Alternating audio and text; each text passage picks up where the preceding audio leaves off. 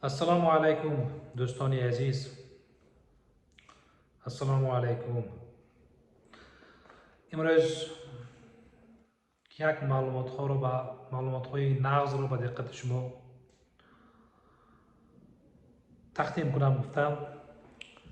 Афсӯс, аксари мардум дар бораи невроз маълумот надоранд, илм надоранд, тасаввурот надоранд. Невроз чист? Невроз як касалии функсионалии асаб мебошад. Функциональное заболевание нервной системы. Фаҳмидед? Анакнун доктор фаҳмон касали функционали чи, касали органикӣ чи гуфта натавон мумкин. Дӯстони азиз, касали органикӣ ин ҳамин хел касале ки дар тана ягон хел шикастравӣ, повреждение, шикастхӯрӣ ҳаст. Лекин касали функционали ҳамин хел касале ки организм целе мебошад. Целый организм. Шикастхӯрӣ, повреждение нест. Фақат организм вазифаи худро иҷро накарда истодааст. Дуруст иҷро накарда истодааст. Боз як савол. Чӣ кор кунам ки ҳамин соз шавад? Ваҳм дорам чӣ кор кунам? Доктор, стресс дорам чӣ кор кунам? Доктор, ваҳму тарс дорам чӣ кор кунам? Доктор, кадом дороро истеъмол кунам? Дӯстони азиз, вақте ки шумо гӯш намешавед, чӣ кор мекунед? хӯрок мехӯред. Аз куҷо мехӯред? Ё аз хонатон, ё аз ягон ошхонаи кӯча. Ҳамин хел. Анакунун ваҳм, тарс, депрессия дошта бошед шумо, як ба пеши асабшунос меред, ба пеши духтур ё ин ки ба пеши психолог меред. Пеш аз бо психолог ё ин ки психотерапевт кор кардан баъзе анализҳоро месупоред. Дар анализҳо мисол ягон проблема бошад, мисол аъсоби зоб, аммо анализи зоб агар хато нишон диҳад, як назначение эндокринологро гирифта, боз бо психолог кор кардан мегиред.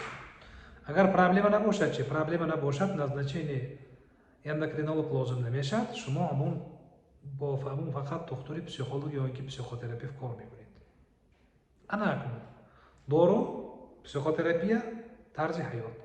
Дӯстони азиз, анакунун бо он духтуре ки шумо бовар мекунед, ба пеши духтур рафтанатон мумкин, ё ин ки бо тариқи онлайн кор карданатон мумкин.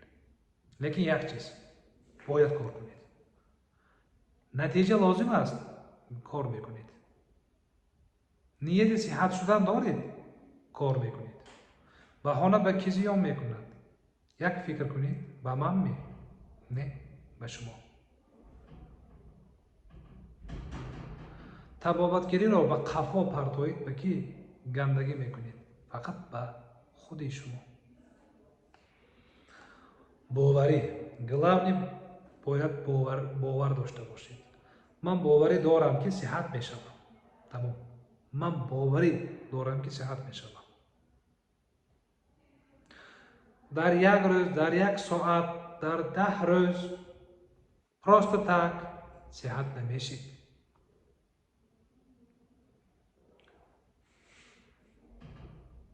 Ягон кас бепаспорт ба границаи Россия даромадагӣ аст ё ки не? Не, намемонад. Случайно бошад, намедонам. аз 10,000 як дона ё ки аз 100,000 як дона мумкин. Лекин почти 100% мардум бо паспорт, бепаспорт ягон кас духи Россия рафтан надорад. Случайност дар ин соха нест.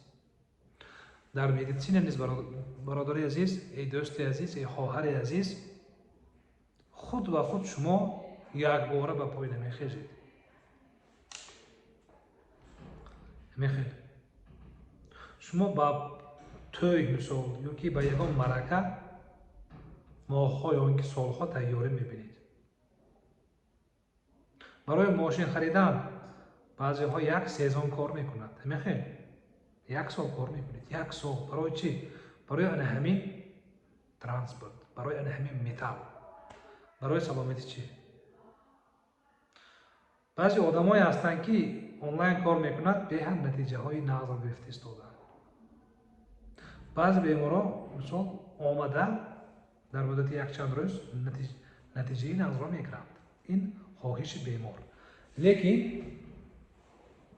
боварӣ ва ҳаракати инсон мисол дар ҷои якум меистад. агар боварӣ ва ҳаракат дошта бошед, бо онлайн низ мешавад. агар боварӣ надошта бошед, ба духтур бовар накунед, ба пеши духтур биёедам фоидаш нест.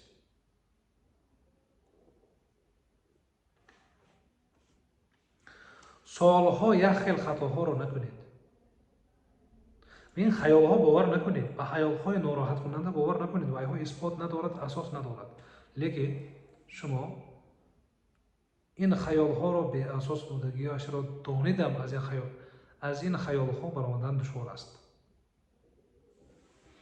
аз ин касалӣ, дӯстони азиз, одам девона намешавад, дилаш намекафад, касали қанд намешавад. барои баъзеҳо як ҳамин гапи ман низ фоида аст.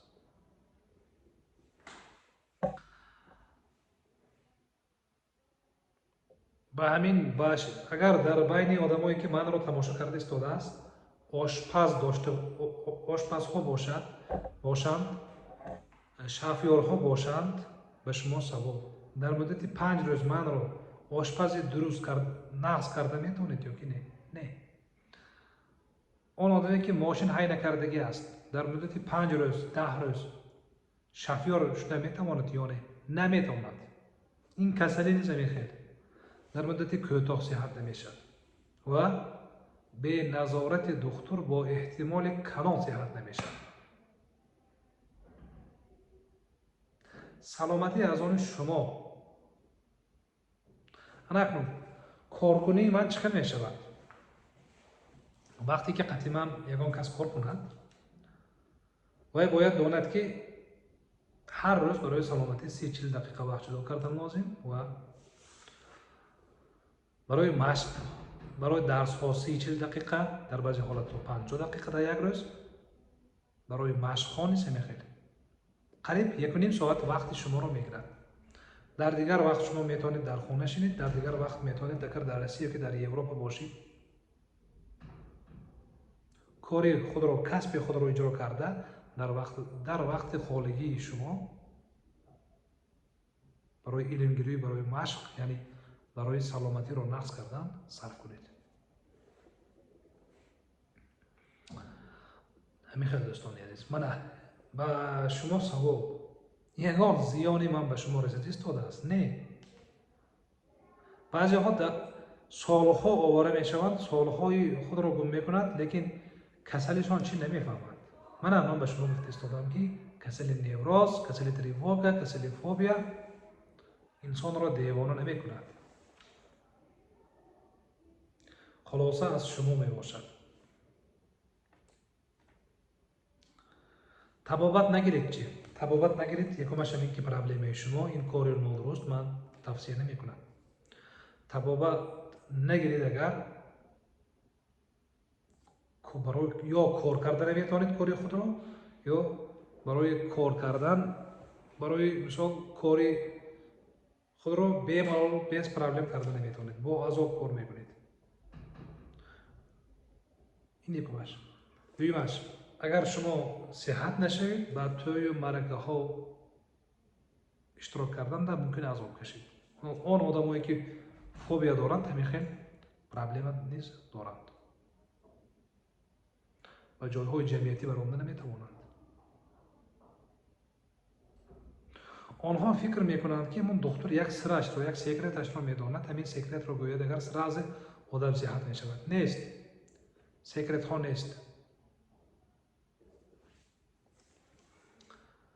صحت و سلامت باشید.